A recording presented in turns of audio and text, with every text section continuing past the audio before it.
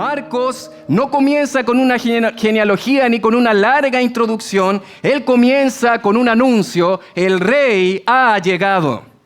Y mis queridos, cuando el rey llega, la única respuesta que pueden dar las personas delante de él es humillarnos. Y es por eso que el tema que vamos a considerar al observar el inicio del Evangelio de Marcos es el rey anunciado, el hombre humillado. Y quiero invitarle a abrir su Biblia en el Evangelio de Marcos, capítulo 1, versos del 1 al 8, y vamos a considerar juntos estos primeros 8 versículos del Evangelio de Marcos. Marcos, capítulo 1, versos del 1 al 8, considerando el tema el rey anunciado, el hombre humillado. Abra su Biblia conmigo ahí en el Evangelio de Marcos, capítulo 1, versos del 1 al 8, y consideraremos juntos esta porción de la palabra del Señor. Y dice así la palabra del Señor: principio del Evangelio de Jesucristo, Hijo de Dios, como está escrito en Isaías el profeta: he aquí envío mi mensajero delante de tu faz, el cual preparará tu camino delante de ti. Voz del que clama en el desierto: preparad el camino del Señor, enderezad sus sendas. Bautizaba Juan en el desierto y predicaba el bautismo de arrepentimiento para perdón de pecados. Verso 5 dice: y salían a él toda la provincia de Judea y todos los de Jerusalén, y eran bautizados por él en el río Jordán, confesando sus pecados. Y Juan estaba vestido de pelo de camello y tenía un cinto de cuero alrededor de sus lomos, y comía langostas y miel silvestre. Y predicaba diciendo: viene tras mí el que es más poderoso que yo, a quien no soy digno de desatar encorvado la correa de su calzado. Yo a la verdad os he bautizado con agua, pero él os bautizará con Espíritu Santo. El rey anunciado, el hombre humillado. Nos encontramos al inicio del Evangelio de Marcos, y como ya hemos considerado la semana pasada, el Evangelio de Marcos está escrito precisamente por un hombre llamado Juan Marcos, que escribe a una audiencia mayormente romana con el propósito de llevarlos a que sigan al gran siervo, nuestro Señor Jesucristo. Sin embargo, antes de presentar a Cristo como siervo, el Evangelio de Marcos nos va a responder esa interrogante: ¿quién es Jesús? Una y otra vez Marcos le interesa hablarnos de la identidad de Jesús. Nos va a hablar de Jesús aquí al inicio como el Rey, como el Hijo de Dios. Y de alguna manera en el medio de este Evangelio es donde va a cambiar el curso de la historia para mostrarnos que ese Rey no vino para ser servido, sino para servir, tal como expresa Marcos capítulo 10, verso 45. Ahora bien, para entender esta anunciación inicial del Evangelio de Marcos, debemos recordar algunos elementos importantes. Y es que desde el verso 14 que tú puedes observar en el capítulo 1, va a iniciar formalmente el ministerio de nuestro Señor Jesucristo. Mira conmigo el verso 14, dice: después que Juan fue encarcelado, Jesús vino a Galilea, ¿qué cosa?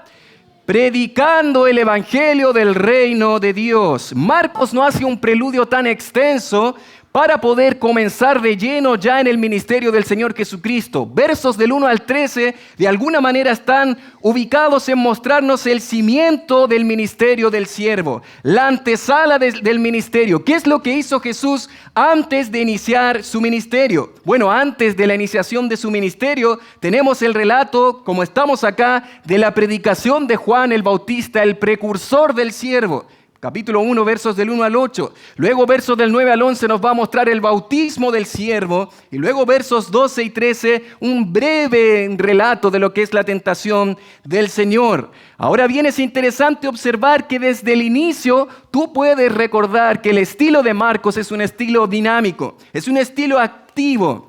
Marcos no se detiene mucho en tantos detalles. De hecho, tú puedes observar que no está incluido aquí el nacimiento de Jesús, ni su genealogía. No relata algunos detalles del nacimiento de Juan que podrían haber estado incluidos en este párrafo. Marcos no hace eso.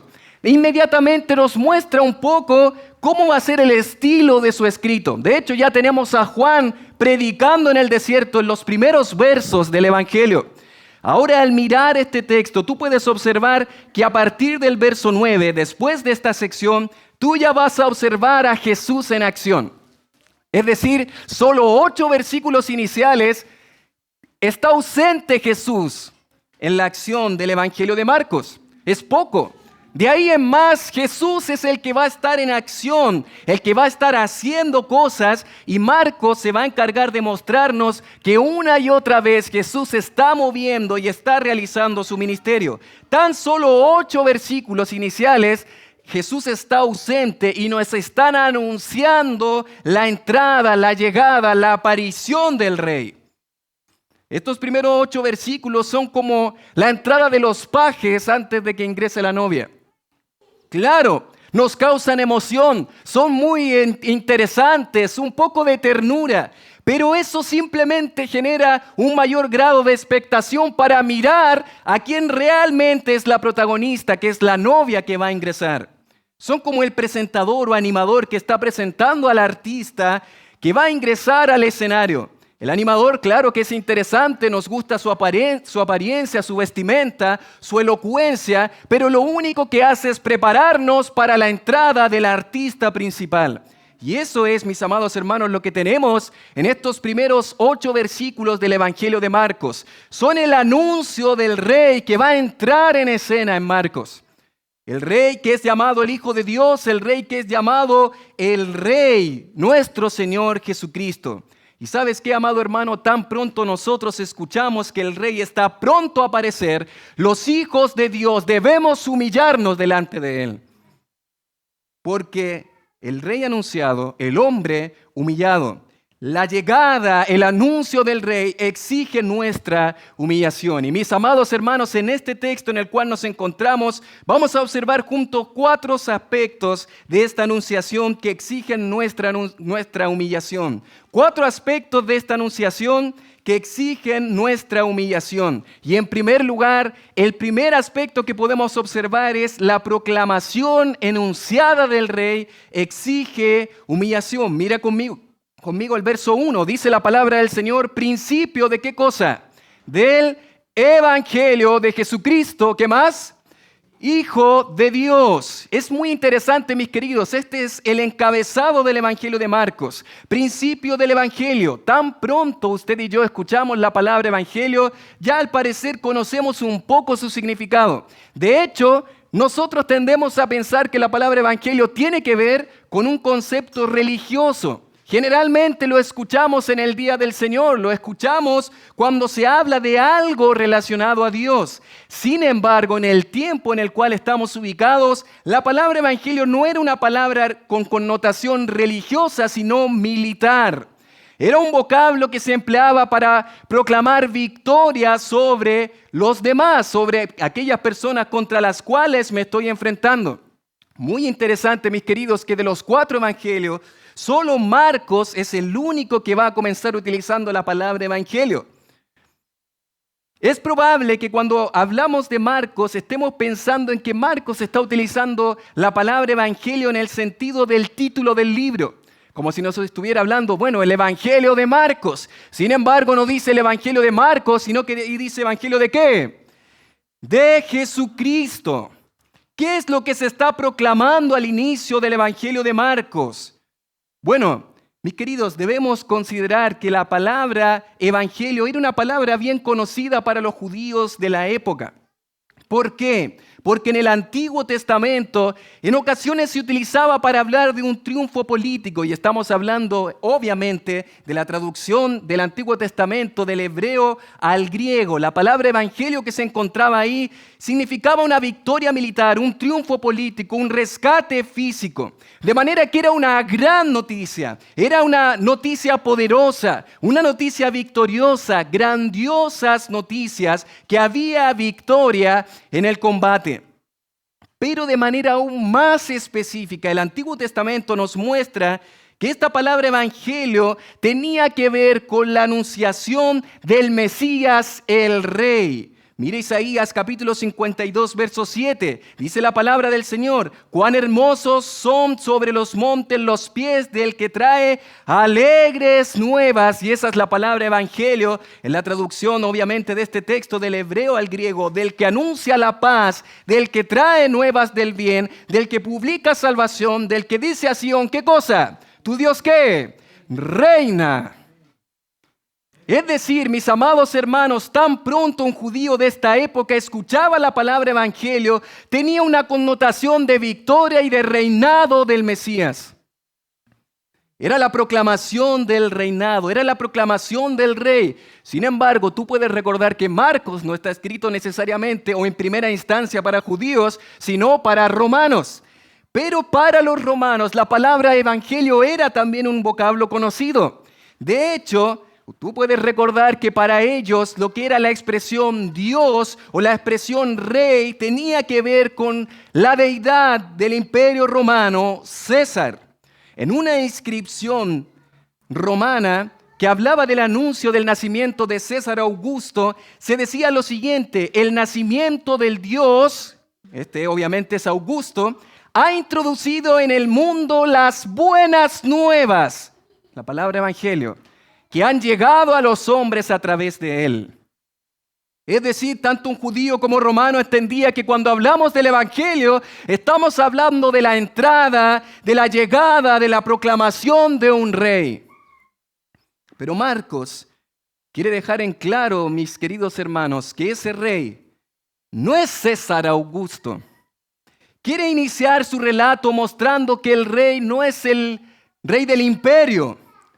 Lo que Marcos tan pronto está haciendo al inicio de su evangelio es mostrarnos que ese rey es Jesús Cristo, es Jesús el Mesías, el ungido, el Mesías prometido en el Antiguo Testamento, y Él es el Hijo de Dios.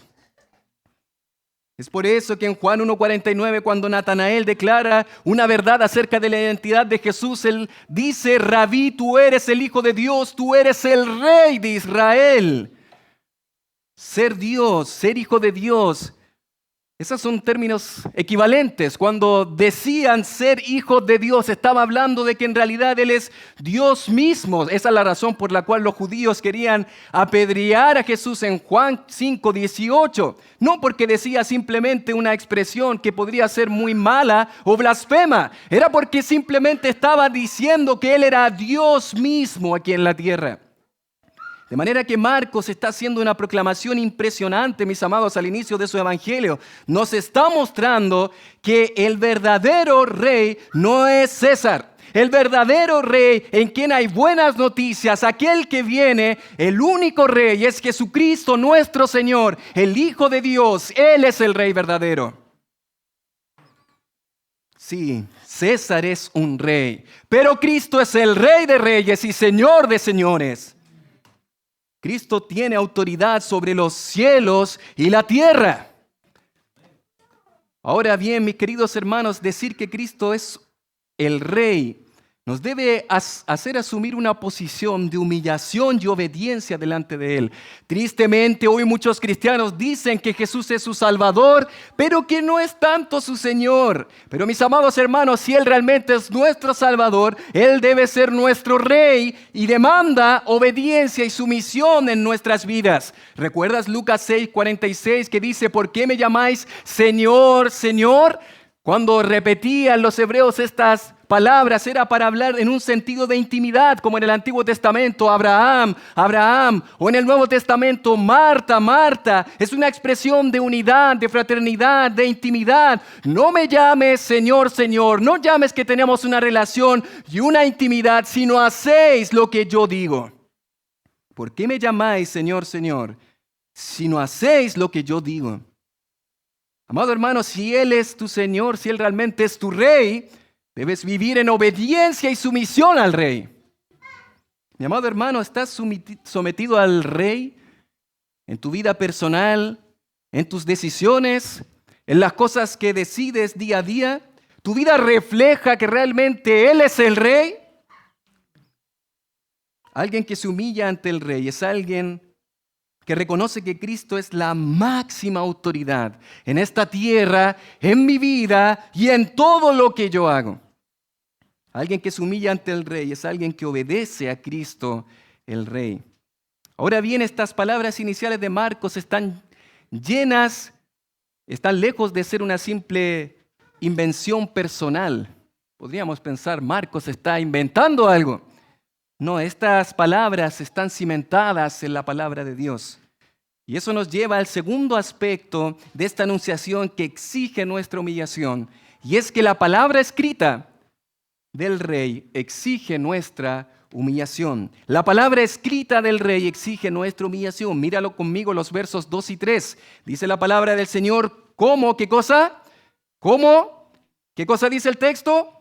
Está escrito en Isaías el profeta. Como está escrito en Isaías el profeta. Marcos se vale de las escrituras del Antiguo Testamento para comprobar, evidenciar que lo que está diciendo no es una invención propia, sino que está cimentado en las palabras de las escrituras del Antiguo Testamento.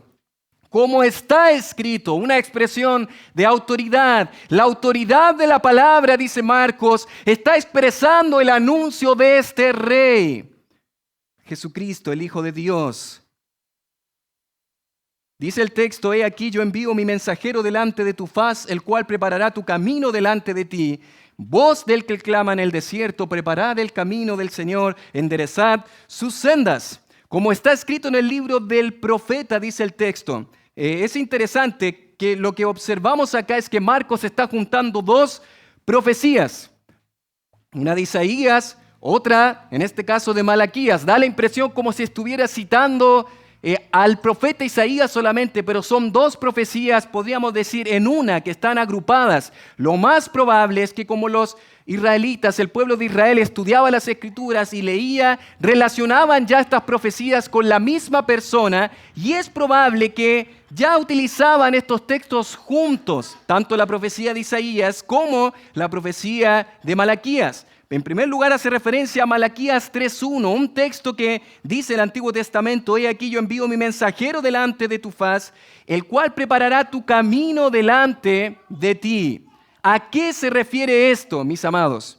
Bueno, en la antigüedad los monarcas enviaban mensajeros oficiales delante para que pudiesen preparar todo el camino para la entrada del rey. Un rey no iba a un pueblo, simplemente llegaba como si nada, sino que tenía ciertos preparativos iniciales. Llegaba alguien, un heraldo, una persona que preparaba el camino y dejaba todo dispuesto, todo obstáculo para que el rey pudiese hacer su entrada magistral. En este capítulo que estamos citando de Malaquías, nos encontramos en el último profeta del Antiguo Testamento. Tú debes recordar que una vez terminado el Antiguo Testamento, hay 400 años donde el Señor no entregó nueva revelación, no podríamos decir, no reveló nueva revelación al pueblo de Dios. Y en este tiempo, conocido como el periodo intertestamentario, el pueblo de Israel estaba preparándose para poder recibir a un mensajero que iba a preparar el camino de su Mesías, rey. Ellos entendían más o menos que en algún momento, cuando ya Dios nuevamente entregue revelación, va a aparecer un mensajero que va a preparar el camino del rey. Pero Marcos añade a eso otra profecía del Antiguo Testamento que está en Isaías. Voz del que clama en el desierto, preparad el camino del Señor, enderezad sus sendas. El texto en Isaías 43 dice, enderezad calzada en la soledad a nuestro Dios. Los mensajeros del tiempo antiguo preparaban este camino de manera física para enderezar esas sendas, pero es evidente, mis queridos, que este mensajero que prepara el camino del Mesías no está hablando necesariamente de un camino físico, sino un camino espiritual. Está preparando el camino para la llegada del Mesías. Él va a enderezar las sendas de las personas para que entre el Mesías. ¿Y por qué cita las Escrituras? Bueno, Marcos nos quiere mostrar, quiere que quede claro en la mente de su audiencia y por extensión a todos nosotros, de que esto no ha sido el plan B de Dios, de que esto no salió por ahí una decisión que tomó como una alternativa a Dios. Esto era parte del plan de Dios y se encontraba cimentado en la palabra escrita de Dios. ¿Sabes por qué es tan importante considerar que este anuncio se encontraba en las Escrituras? Porque Marcos, ¿qué quiere mostrarnos? Que la autoridad del rey está cimentada en la autoridad de la palabra del rey. La palabra escrita tiene autoridad. Escrito está, como está escrito en el Antiguo Testamento. Cuando yo reconozco la autoridad de la palabra del rey, estoy reconociendo la autoridad del rey. ¿Has pensado, mi querido hermano, querida hermana, en el hecho de que tu humillación ante el rey se va a demostrar en tu humillación a la palabra del rey? Una manera rápida para poder saber si alguien está sometido a Dios es ver qué está pasando en su comunión con la palabra de Dios. Es decir, si tú desestimas la palabra, si no valoras la palabra, si estás desestimando el consejo de Dios, lo que estás haciendo en definitiva es desestimar a Dios, porque donde está la palabra de Dios está la presencia de Dios. Amén. Cuando la palabra de Dios es expuesta, cuando tú te expones a la palabra de Dios, cuando la Biblia habla, es Dios el que habla. ¿Sabes, amado hermano, cuál es la razón por la cual muchos cristianos no valoran ni aman a Dios? Porque no aman su palabra. Son dos cosas que no podemos disociar. No podemos separar. Muchos cristianos viven tranquilos sin leer su palabra, sin meditar en la Biblia, sin memorizarla, sin someterse a ella. Y amado hermano, ¿qué pasa con el pueblo de Dios que no está teniendo relación con Dios? Porque si no tiene relación con su palabra, no tiene relación con el Dios de la palabra. Muchos hijos de Dios dicen que quieren crecer, que quieren ser esas esposas que el Señor quiere, esos esposos que Dios quiere, que quieren cambiar ciertos aspectos de su conducta, pero al mismo tiempo no valoran ni aman la palabra del Rey. Amados hermanos, ¿cómo vamos a ver vidas y familias transformadas en nuestra generación si la palabra de Dios está arrinconada, abandonada en rincones oscuros?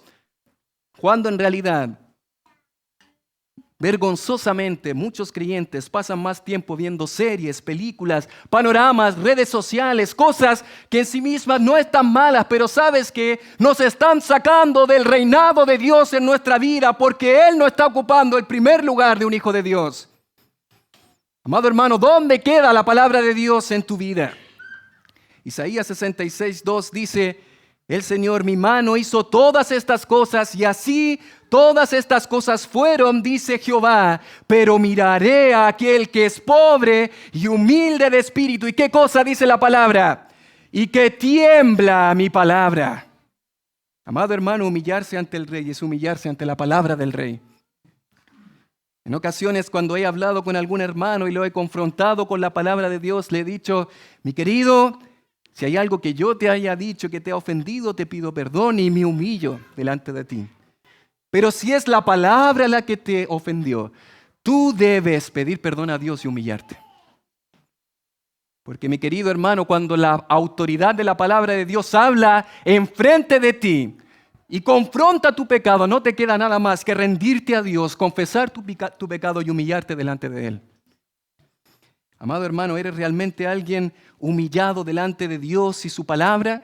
Si decimos de ti, eres un hombre de la palabra o una mujer de la palabra, ¿encaja bien con tu descripción? ¿Eres realmente un hombre de la palabra de Dios, una mujer de la palabra?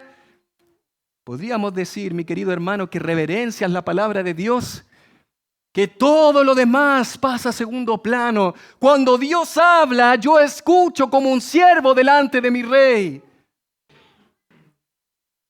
Alguien que trata de obedecerla, que cuando peca confiesa su pecado y se humilla nuevamente ante su palabra. Amados hermanos, alguien que se humilla ante el Rey es alguien que atesora la palabra del Rey. Ahora, sabemos que es la autoridad de la palabra de Dios que nos muestra la autoridad del Hijo de Dios. Pero, ¿quién es la persona a la cual apuntan estos pasajes de las Escrituras? ¿Y qué era lo que este hombre hacía? Bueno, eso nos lleva al tercer aspecto de esta anunciación que exige nuestra humillación. Y es que la predicación expuesta del Rey exige nuestra humillación. La predicación expuesta del Rey exige nuestra humillación. Mire conmigo los versos del 4 al 6. Nos presenta inmediatamente el texto. ¿Quién es este precursor? ¿Quién es este hombre del cual hablaba en este caso Isaías, y hablaba el profeta Malaquías que iba a preparar el camino del Mesías Rey. Mira el verso 4, ¿quién dice? ¿Bautizaba a quién?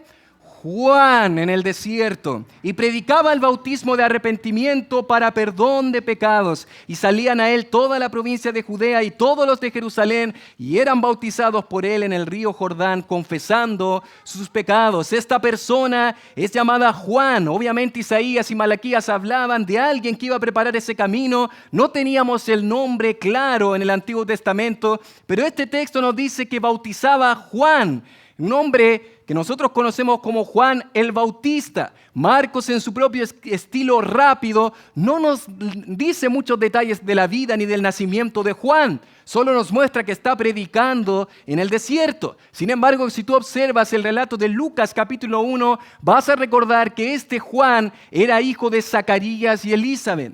En este caso, dos personas que vienen de un linaje de levitas, en este caso un linaje sacerdotal. Según este pasaje en Lucas 1, se nos relata que su nacimiento fue un milagro, dado que sus padres ya tenían edad avanzada, y nos dice la palabra que incluso Elizabeth era ya estéril. Lucas capítulo 1, verso 13 nos dice que fue el ángel Gabriel, el mismo ángel Gabriel, el que va a anunciar el nacimiento de Juan, y él mismo va a colocarle este nombre. Ante la incredulidad de Zacarías, va a quedar mudo hasta que se cumpliera la palabra de Dios. Y nos dice Lucas 1:36 que Elizabeth era familiar de María, la madre del Señor Jesús. Y es claro, mis queridos, que este hombre tenía un llamado especial. No en vano Lucas 1:15 nos dice que él iba a ser lleno del Espíritu aún desde el vientre de su madre. Sin embargo, no fue desde niño que realizó este ministerio, sino en el tiempo que Marcos nos está narrando. Marcos nos dice que en este tiempo Juan está realizando un ministerio. Es interesante el ministerio de Juan. Podríamos decir que Juan es un pegamento o un nexo entre el Antiguo y el Nuevo Testamento. De alguna manera, mis queridos, Juan es el último profeta del Antiguo Testamento y la culminación de la profecía del Antiguo Testamento. Lucas 16:16 nos dice la ley y los profetas hasta Juan, incluyéndolo dentro de los profetas del Antiguo Testamento, pero al mismo tiempo, así como es la culminación del Antiguo Testamento, es el principio del registro histórico de los evangelios. Los 4 evangelios, con mayor o menor extensión, con mayor o menor importancia, hablan de Juan. Él es el inicio del Nuevo Testamento.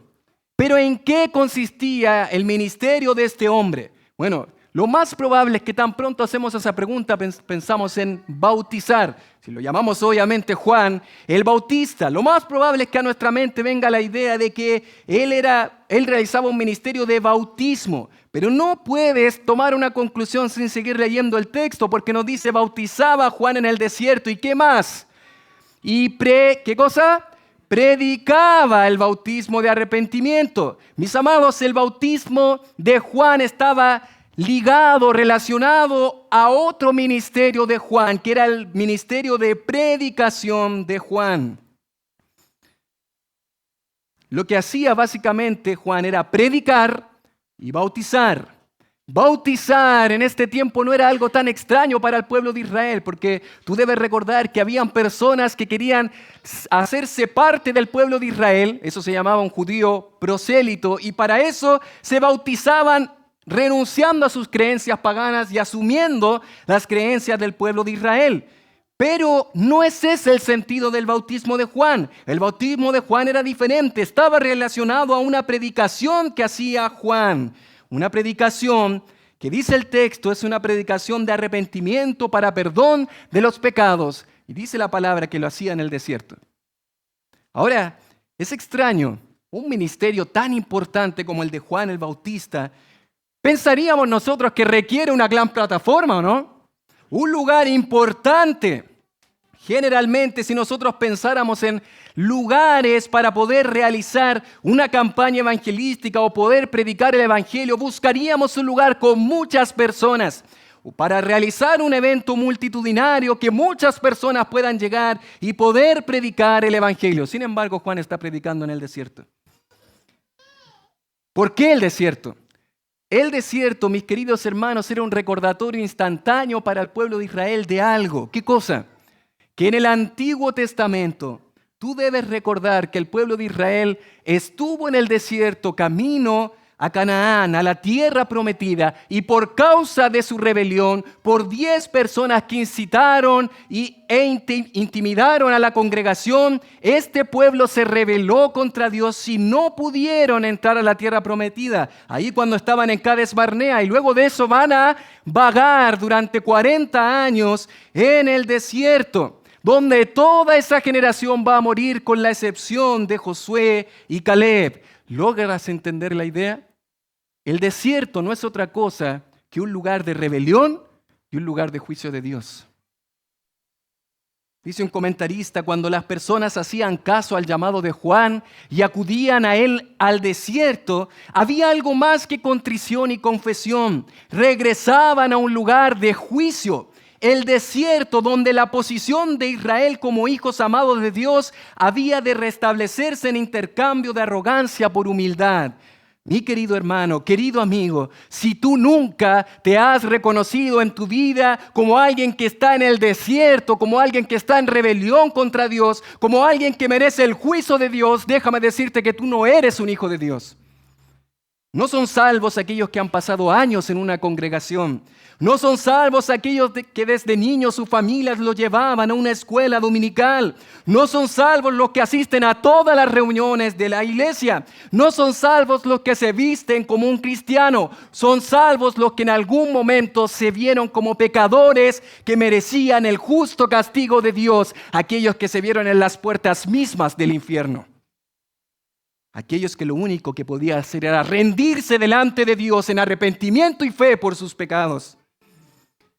De manera que lo que hace el precursor es preparar el camino, quitando los obstáculos de rebelión para que las personas pudiesen prepararse para recibir al Rey. ¿Cómo podían prepararse? Debían abandonar sus pecados, debían arrepentirse de sus pecados y bautizarse simbólicamente por lo que ya habían confesado en su corazón. Arrepentimiento implica un cambio de mente, voltearse de nuestro pecado para poder ir en pos de Dios. Tal como lo dice primero a los Tesalonicenses 1:9, que dice la palabra de Dios, Pablo hablando de los tesalonicenses, porque ellos mismos cuentan de nosotros la manera en que nos recibisteis y cómo os convertisteis de los ídolos a Dios para servir al Dios vivo y verdadero. Doy vuelta a mis pecados y voy hacia Dios, me dirijo hacia Dios, renuncio a mis prácticas pecaminosas, reconozco que soy pecador y cambio mi vida y la vuelco hacia Dios. De hecho, los relatos de los evangelios paralelos nos van a mostrar que es un poco más extensa la predicación de Juan. Mateo nos dice en capítulo 3, verso 2, arrepentíos, era el llamado de Juan, porque el reino de los cielos se ha acercado. Mateo 3:8 nos dice, haced pues frutos dignos de arrepentimiento. Es decir, alguien puede decir, yo estoy arrepentido, yo me siento arrepentido, pero sabes que eso se debe evidenciar en tu conducta delante de Dios. Frutos dignos de arrepentimiento. De hecho, Lucas es mucho más específico al mostrarnos que personas se acercan a Juan. Unas personas le dicen qué debemos hacer y él dice de manera concreta, el que tiene 2 túnicas, dé al que no tiene, y si tiene de comer, que haga lo mismo. Unos publicanos que eran cobradores le dicen no exijan más de lo que es debido, y unos soldados les dice contentaos con vuestro salario. No hagáis extorsión a nadie, no calumnien a nadie, cambien. Esto se va a evidenciar con frutos dignos de arrepentimiento. Amados hermanos, ¿qué nos muestra esto? Que el arrepentimiento comienza con algo interno, pero se evidencia de manera externa en tu vida. Hay muchos cristianos, amados hermanos, que no tienen arrepentimiento, sino un gran remordimiento por sus pecados. Amados hermanos, el arrepentimiento verdadero se debe evidenciar. Lo que hace el remordimiento es simplemente lamentarse. Quizás llorar, lamentarse por lo que está ocurriendo, pero no necesariamente cambiar. No en vano Pablo advierte en 2 a los Corintios capítulo 7 de la tristeza según el mundo. Cuidado, querido hermano. Puedes derramar muchas lágrimas y no significar eso que estás arrepentido. Mis queridos, como pastor y trabajando en consejería, he visto a muchas personas llorando, derramando lágrimas, pero ¿sabes qué? No por sus pecados, sino por las consecuencias de su pecado. Por ser expuesto, por padecer una vergüenza frente a otras personas, por perder algo material, algo familiar. Pero ¿sabes qué? Llorar no es sinónimo de estar arrepentido. Puede incluir las lágrimas, pero derramar todas las lágrimas del mundo no significa estar arrepentido. Y el ejemplo más claro en la Biblia es el de Judas. Un hombre que lloró, pero que no estaba arrepentido. Amado hermano, hay muchos que participan en una iglesia y siguen con sus mismos vicios, en los mismos pecados y nunca se han arrepentido, nunca han cambiado, nunca se ha evidenciado en sus frutos de arrepentimiento que realmente son hijos de Dios.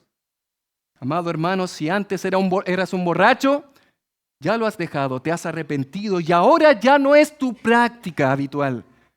Si antes eras un drogadicto, eso ya no lo practicas, ya no lo haces, lo has dejado porque tu conducta y tu vida demuestra tu arrepentimiento. Si antes eras una persona que murmuraba de los demás, amado hermano, eso ya no lo haces porque te has arrepentido y has cambiado y tu conducta demuestra eso. Si antes eras agresivo con otras personas, si insultabas a los demás, si decías garabatos a otras personas, ya no lo practicas porque tu arrepentimiento se evidencia de manera externa. Mi querido amigo que hoy estás acá, déjame decirte que si tú nunca te has arrepentido de tus pecados, no has dado vuelta a tus pecados y has corrido a Cristo como el único Señor y Salvador de tu vida, hoy estás en el desierto bajo el juicio de Dios. Y algún día darás cuenta delante del tribunal de Dios y tu sentencia va a ser culpable. Porque no te has arrepentido de tus pecados. Y querido hermano, ¿hay algún área en tu vida que necesitas dejar delante del Señor? ¿Algún pecado que confesar? ¿Algo que no te impide avanzar en tu fe delante de Dios? Entonces no esperes más y confiesa porque el trono de la gracia está disponible delante de ti.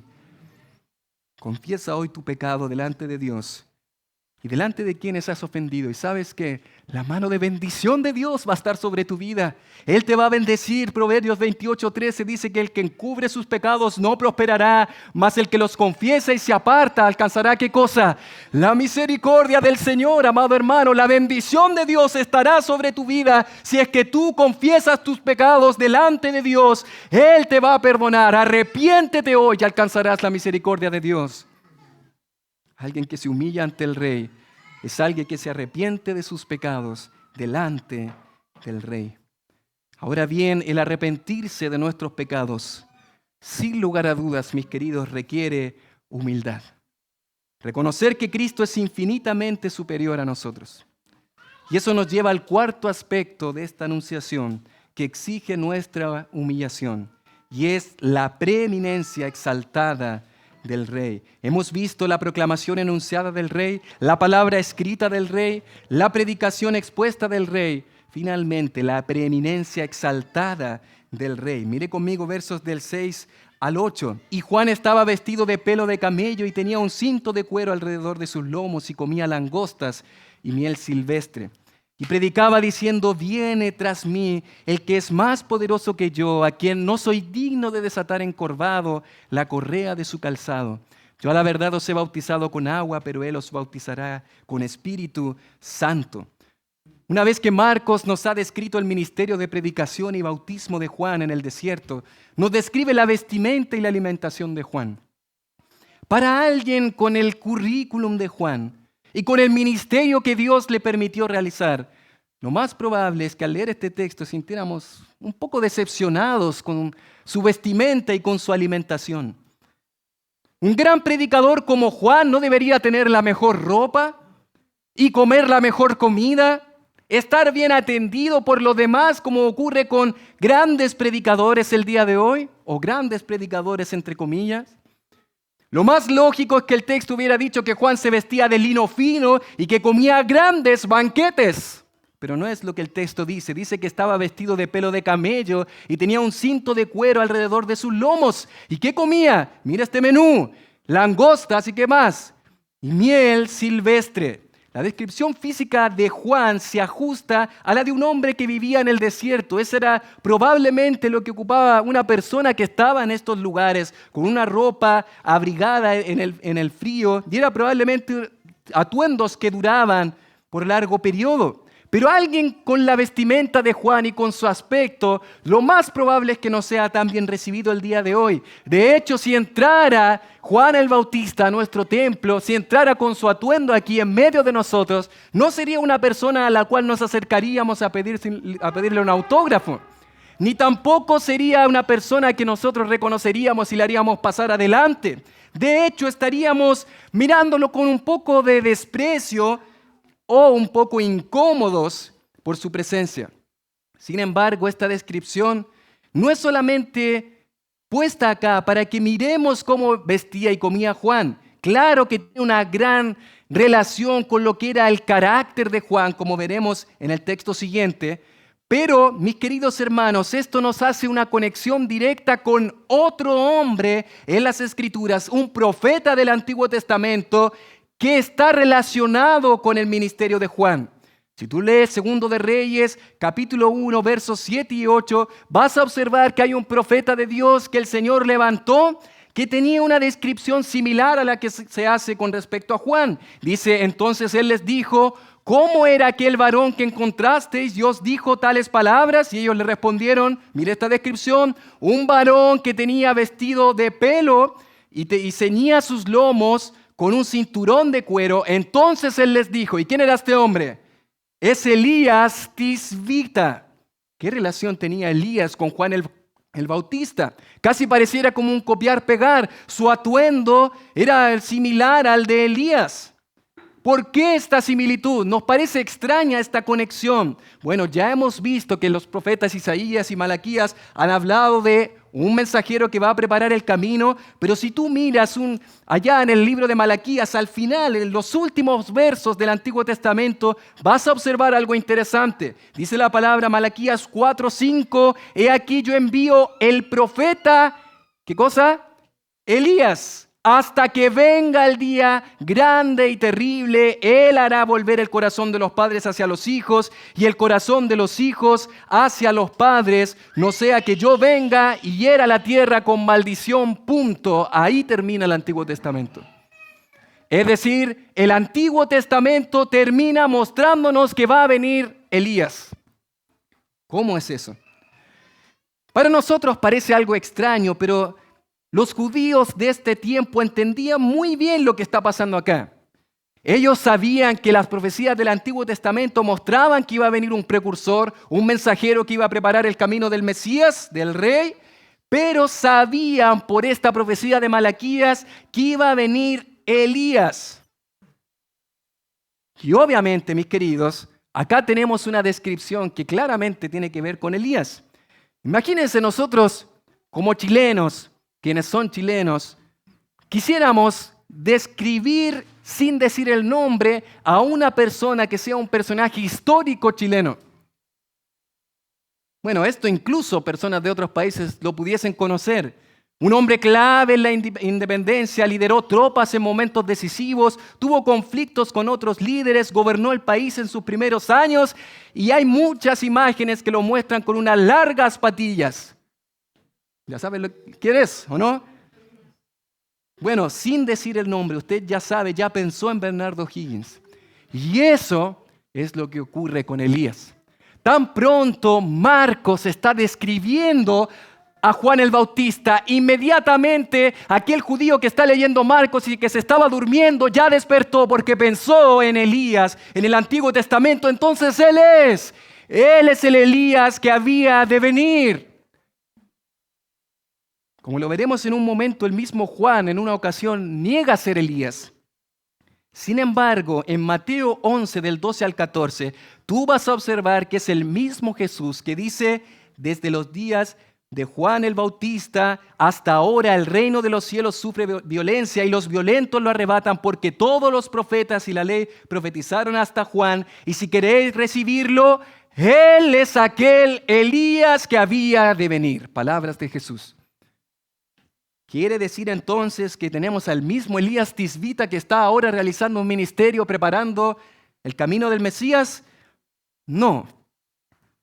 Pero quizás el texto que más nos puede ayudar es cuando el ángel Gabriel anuncia a Zacarías acerca del ministerio de Juan el Bautista. Y él dice que irá delante de él con el espíritu y el poder de Elías para volver a hacer los corazones de los padres a los hijos y de los rebeldes a la prudencia de los justos. Lucas 1 del 16 al 17. ¿Qué es lo que nos dice ahí el ángel? Lo que dice es que el ministerio que va a realizar Juan el Bautista es un ministerio con el espíritu y el poder de Elías. La idea es que el ministerio de Juan el Bautista es como el ministerio de Elías. Él vendría a realizar un ministerio específico muy similar a lo que Elías hizo en el Antiguo Testamento.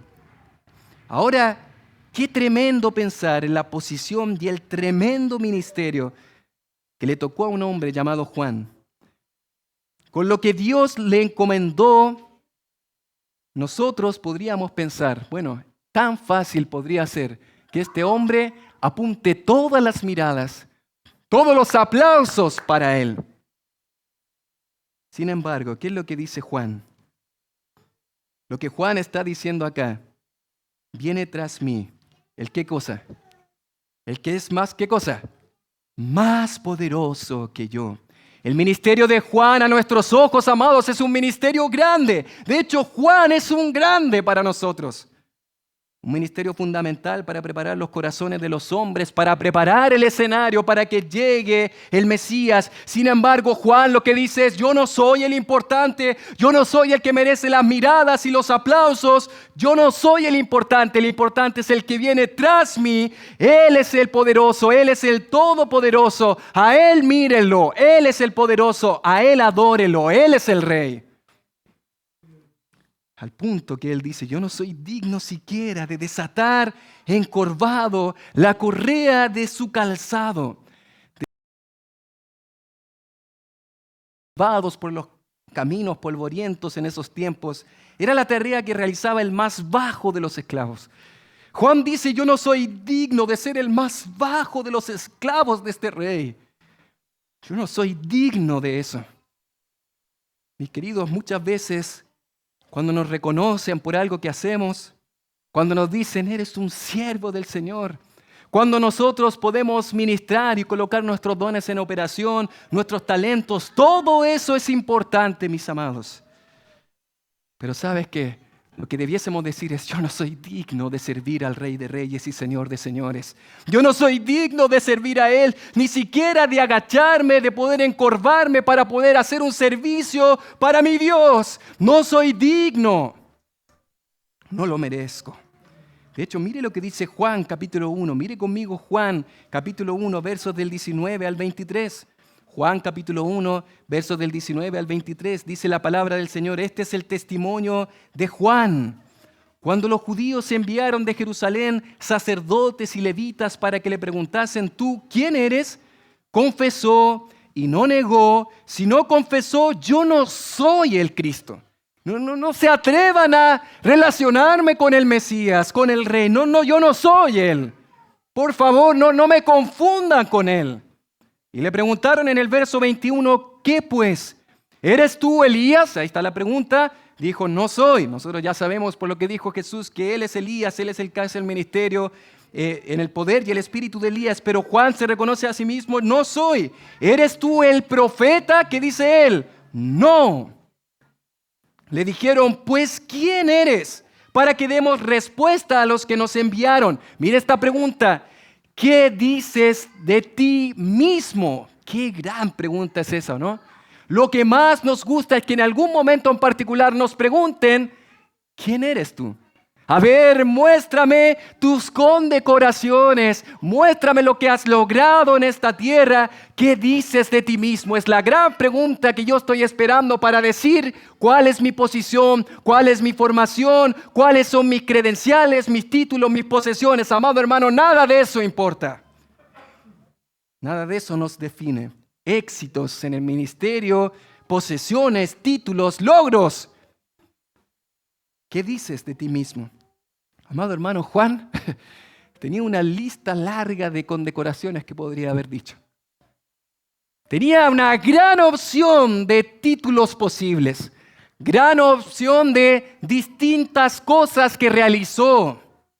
Por ejemplo, él podría haber dicho, yo soy un anunciado en la vejez de mis padres, soy un milagro de Dios. Él podría haber dicho, fui nacido del vientre de una mujer estéril. Él podría haber dicho, tengo linaje sacerdotal por los dos lados. Soy hijo de los reconocidos e irreprensibles Zacarías y Elizabeth. Él podría haber dicho, soy el cumplimiento de la anunciación de un ángel. Un ángel anunció mi nacimiento. Podría decir, soy Juan, me llamo Juan porque un ángel me puso ese nombre. Él podría haber dicho, yo soy el cumplimiento del profeta Isaías y del profeta Malaquías. Yo soy la conexión o el pegamento del Antiguo y el Nuevo Testamento. Yo soy el que vino en el poder y el espíritu de Elías, el gran profeta de Dios. Él podría haber dicho, yo soy aquel que ha predicado a grandes multitudes en el desierto, a quien ha bautizado a muchos otros en el río Jordán. Ni siquiera dice, yo soy el que bautiza. Ni siquiera dice, yo soy el predicador. ¿Qué dice el verso 23, amado hermano? Yo soy, ¿qué cosa? Yo soy la voz. Yo soy una voz. La voz ni siquiera dice la persona. Él dice, yo soy una voz. La voz de uno que clama en el desierto. Enderezad el camino del Señor, como dijo el profeta Isaías. ¿Sabes qué? Juan es un grande en el reino de los cielos. Jesús dijo en capítulo 7 del Evangelio de Lucas, verso 28, que de los nacidos de mujer no ha habido otro como Juan el Bautista. Pero amados hermanos, ¿cuánto nos falta reconocer que nosotros no somos las estrellas ni lo importante? Somos una voz delante de Dios. ¿Cuánto nos falta a nosotros quienes anunciamos al Rey que el que brille sea el Rey? Que salgamos del trono. ¿Cuánto nos falta vivir en humildad delante de Dios sabiendo que todo lo que somos y hacemos es por la gracia de Dios? Nos creemos algo importante cuando en realidad si no fuera por la gracia de Dios, tú y yo seríamos un cadáver moribundo. Amados hermanos, es solo la gracia de Dios la que nos ha rescatado. Juan sabía que él no era digno de servir al Mesías Rey. Él sabía que no era digno de servir a su nombre. Él sabía que no era digno de proclamar siquiera unas palabras que vienen de Dios, de su parte, de sus labios. Pero ¿sabes qué? Este fue un grande en el reino de los cielos. Es por eso que el mismo Juan dice, es necesario que, ¿qué cosa? Que Él crezca y que yo mengüe. Juan 3:30.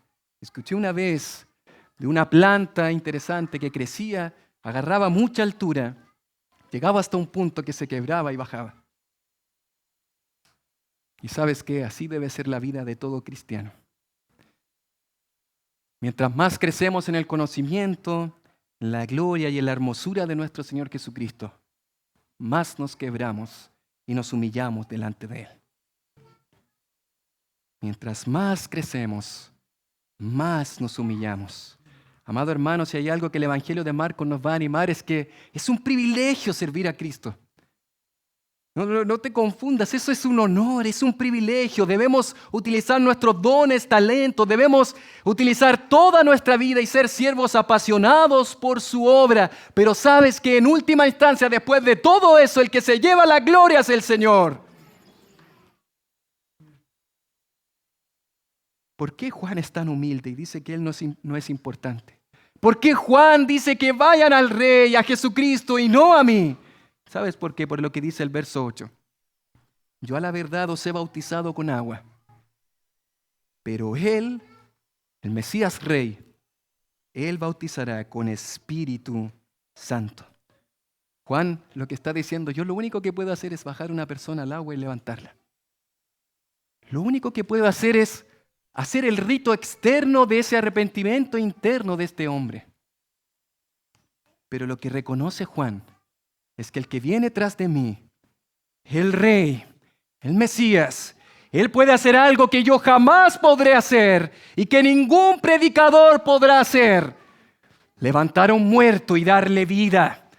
Que un muerto pase de muerte a vida, que haya arrepentimiento en un corazón, que haya regeneración por el Espíritu de Dios. Eso es algo que solo Cristo puede hacer y Juan lo entiende muy bien. Juan el Bautista, amados hermanos, es un grande en el reino de los cielos, pero sabes que Él no murió en la cruz. Los pastores que te han enseñado la palabra, qué gran bendición han sido para el pueblo de Dios, pero no murieron en la cruz por ti. Las personas que pudimos admirar del pasado, que estimulan nuestra fe y nos permiten avanzar, son de bendición, pero ellos no nos han rescatado, mis amados. Sabes que el Rey, el importante es Cristo Jesús, que vino a esta tierra no para ser servido, sino para servir y para dar su vida en rescate por nosotros. Solo Él puede transformar nuestros corazones y nadie más, mis queridos. Amados hermanos, eso es anunciar al Rey. Eso es lo que hace Juan. Yo soy solo una voz para que entre el importante. Yo soy solo un paje para que entre la novia. Yo soy solo un presentador para que entre el artista. Yo no sé si usted está familiarizado con el concepto telonero. El telonero es aquel que aparece en el escenario con el único fin de preparar el escenario y animar a los otros a escuchar al que es importante. Juan no es el artista principal, es el telonero.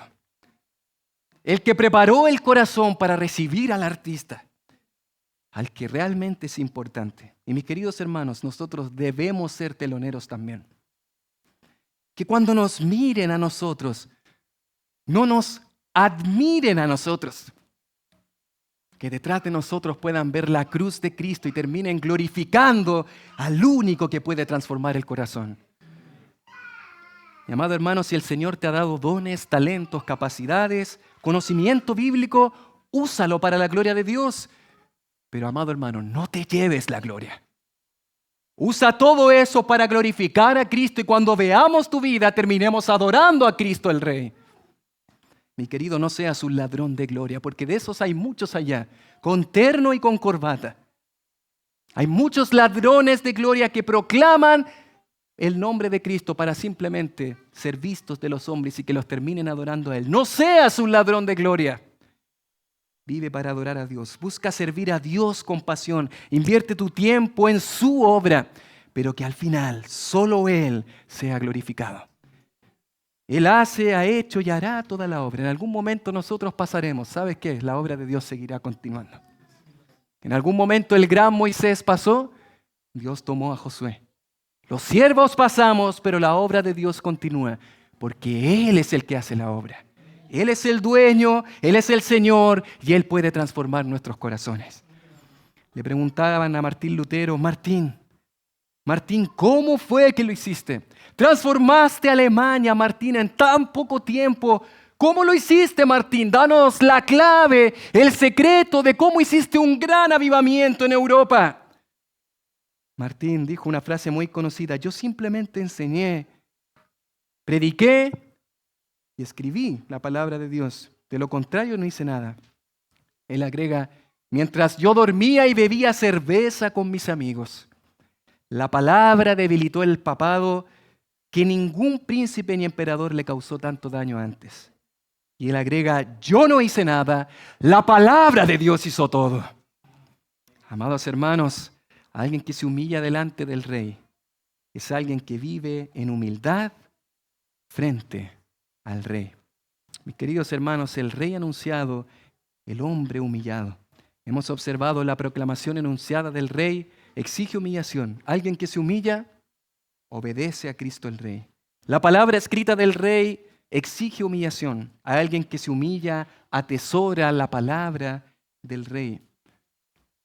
La predicación expuesta del Rey exige humillación. Alguien que se humilla se arrepiente de sus pecados delante del rey, pero finalmente la preeminencia exaltada del rey exige humillación. Alguien que se humilla vive en humildad delante del rey. Amado hermano, ¿qué tal tu vida delante del Señor? ¿Qué tal tu vida de obediencia? ¿Qué tal tu relación con la palabra? ¿Qué tal tus pecados delante de Dios? ¿Los has confesado? ¿Te han rendido delante de Él? ¿Qué tal tu humildad delante del Rey? Solo quiero cerrar sin decir y hablar de algo que probablemente no pensamos mucho cuando comenzamos a leer el Evangelio de Marcos.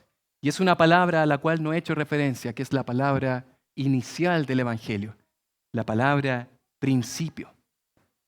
¿Por qué Marcos inició su escrito con esta palabra? Y la razón, mis queridos, es que Marcos quiere que recordemos algo. Esto es solo el principio. ¿Tú recuerdas que Marcos nos va a mostrar que este rey no va a terminar necesariamente en un trono? Marcos nos va a mostrar que este rey va a terminar en el Calvario. Marcos va a hacer un quiebre en su escrito y en su evangelio para mostrarnos que este Hijo del Hombre no vino para ser servido, sino para servir y para dar su vida en rescate por muchos. Pero ojo, ese es el principio del evangelio de Jesucristo. Amados hermanos, lo que nos quiere mostrar Marcos al comenzar su escrito es que este es el inicio de lo que hace el rey, vino a servir. Pero ese es solo el principio. La historia de Jesucristo, mis amados hermanos, se sigue escribiendo. Y el rey aún no ha asumido su trono por completo. Un día ese rey que vino para servir va a venir para establecer su trono por los siglos de los siglos. ¿Lo crees? Apocalipsis 19:6 nos dice: y oí como la voz de una gran multitud, como el estruendo de muchas aguas y como la voz de grandes truenos que decía: aleluya, porque el Señor nuestro Dios Todopoderoso reina. Cristo viene, nuestro Dios viene. Y mientras vivimos frente al Rey, esperamos la venida del Mesías Rey, el Rey anunciado, el hombre humillado. Vamos a orar delante de nuestro Rey.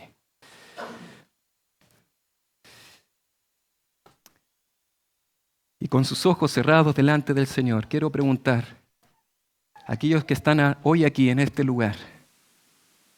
Yo no sé tu condición delante de Dios. Yo no conozco tu corazón.